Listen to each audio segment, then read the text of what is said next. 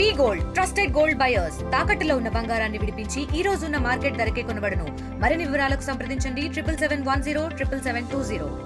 ఈరోజు మొయినాబాద్ పోలీసులు ఒక నటోరియస్ క్రిమినల్ వీడు అతను అరెస్ట్ చేయడం జరిగింది. Syed Buranuddin alias Buran, OP Singh alias OP Sharma. ఈ మూడు పేర్లలో ఇక్కడ ఇండియాలో అన్ని స్టేట్స్లో డిఫరెంట్ నేమ్స్తో తిరిగి ఫ్రాడ్ చేస్తుంటాడు. ఇతను 2023 సంవత్సరంలో ఒక 6 ఎకరాల భూమి పంచాయతీలో మొయినాబాద్ లిమిట్స్లో ఇంకొక 8 మందితో కలిసి ఒక భూమిని కబ్జా తీసుకోవడానికి ప్రయత్నించి అడ్డం వచ్చిన వాళ్ళని హత్య చేయడానికి ప్రయత్నించిన కేసులో ఇతను నిందితుడిగా ఉన్నాడు. ఇతను పోలీస్ మీద మన కోర్టులో కేసు వేసి నాట్ టు అరెస్ట్ అని చెప్పి తీసుకొని స్టే తీసుకురావటం, దాని తర్వాత పోలీస్ దాన్ని పర్సూ చేసి ఆ స్టే వెకేట్ చేసిన తర్వాత నిన్న ఇతన్ని అదుపులో తీసుకొని అరెస్ట్ చేయడం జరిగింది. ఇతను ఇప్పటి వరకు హైదరాబాద్ సిటీలో 4 క్రిమినల్ కేసులు, తర్వాత సైబరాబాద్లో 8 కేసుల్లో నిందితుడిగా ఉన్నాడు. ఈ మొత్తము 12 కేసుల్లో కొన్ని ఫైనలైజ్ అయినాయి, కొన్ని కోర్టులలో పెండింగ్ ఉన్న పరిస్థితి ఉంది.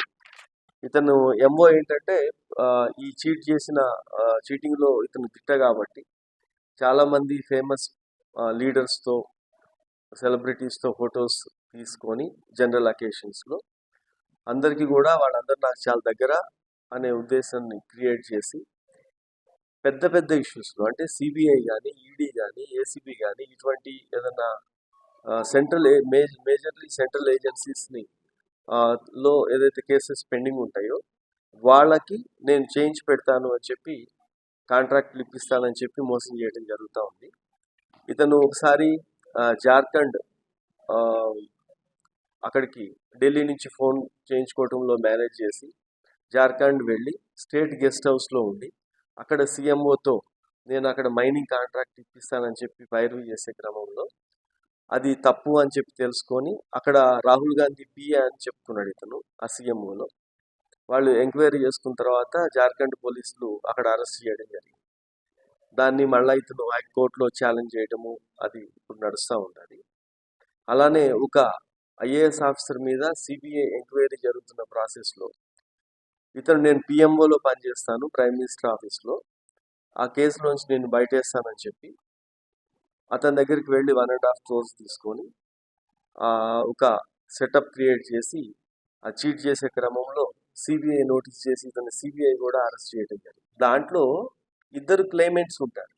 డాక్యుమెంట్స్ మీ అందరికీ తెలుసు, మనకి డిఫరెంట్ ఓనర్షిప్ నుంచి లేకపోతే ఒకటే ఫ్యామిలీలోంచి 2 కొని కానీ లేకపోతే పార్టీషన్ సూట్స్ పెండింగ్ ఉంటే అగ్రిమెంట్లు చేసుకున్నారు కానీ ఒక గ్రూప్ నుంచి ఇతను వెళ్ళి వాళ్ళందరినీ భయభ్రాంతులు చేసి వాళ్ళందరినీ కొట్టి అక్కడ దౌర్జన్యం చేసి ఆ ప్రాసెస్లో చాలా తీవ్రమైన గాయాలని గ్రేవియస్ ఇంజరీస్ ఉన్నాయి. దాని మీద అప్పట్లో అటెంప్ట్ మర్డర్ కేసు కట్టే పోలీస్ని మీద అన్నిటి మీద కంప్లైంట్స్ చేయటము. ఇతన్ని ఫస్ట్ పట్టుకుంటే మిగతా వాళ్ళందరినీ ఈజీ అన్నట్టు, వేరే వాళ్ళని ఎవరిని పట్టుకున్నా వీడు పారిపోతాడు. ఈ మొత్తము ఇప్పుడు కస్టడీలో కూడా తీసుకున్న తర్వాత అతను ఎగ్జామిన్ చేసిన తర్వాత ఎన్ని కేసులు లైవ్లో ఉన్నాయి, ఎంత ఫ్రీక్వెన్సీ పీడీ యాక్ట్లో వేయడానికి ఇంత ఫ్రీక్వెన్సీలో ఇన్ని అఫెన్సెస్ చేసి ఉండాలా అనేది. ఇప్పుడు ఈ కేసులో అతన్ని 2010 నుంచి మొదలైతే 2025 వరకు చేస్తూనే ఉన్నాడు. బట్ ఆ పారామీటర్స్లో అతను ఫిట్ అయితే పీడీ యాక్ట్ ఫస్ట్ అయితే మనం రౌడీ షీట్ ఓపెన్ చేస్తాం. అరెస్ట్ చేసింది మనం మొదటగా ఇప్పుడే చాలా రోజుల తర్వాత ఈ మన స్టేట్లో ఇక్కడ ఇతను ఎగ్జామిన్ చేస్తే కస్టడీ తీసుకున్నాక మిగతాది వస్తాయి. చాలా విషయాలు టెక్నికల్ డేటాతో కూడా తీస్తాయి ఇతనికి ఎవరెవరు సపోర్ట్ ఉన్నారు ఏంటనే.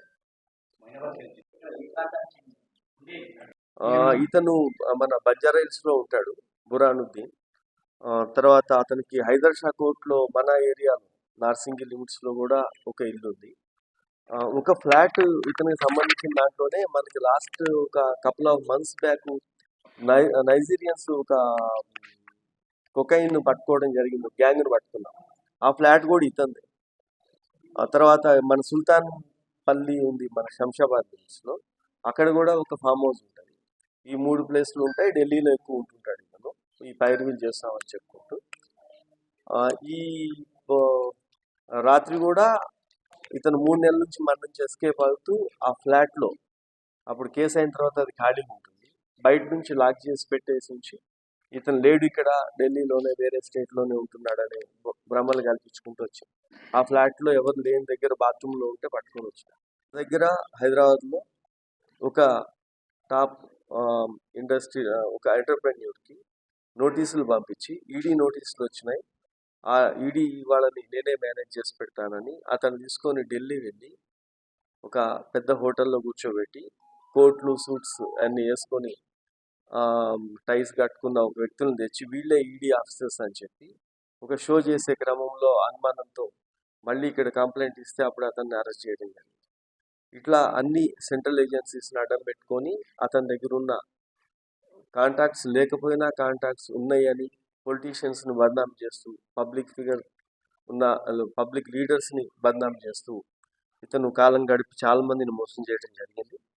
ఒక 3 months నుంచి ఇతను అవసరము అది మా అన్ని teams SOT Cyberabad plus Moinabad పోలీసులు చేవెళ్ళ ఏసీపీ వీళ్ళందరూ కష్టపడి 3 months బ్యాక్ నుంచి టీమ్స్ పెట్టి ఇతన్ని పట్టుకోవడం జరిగింది.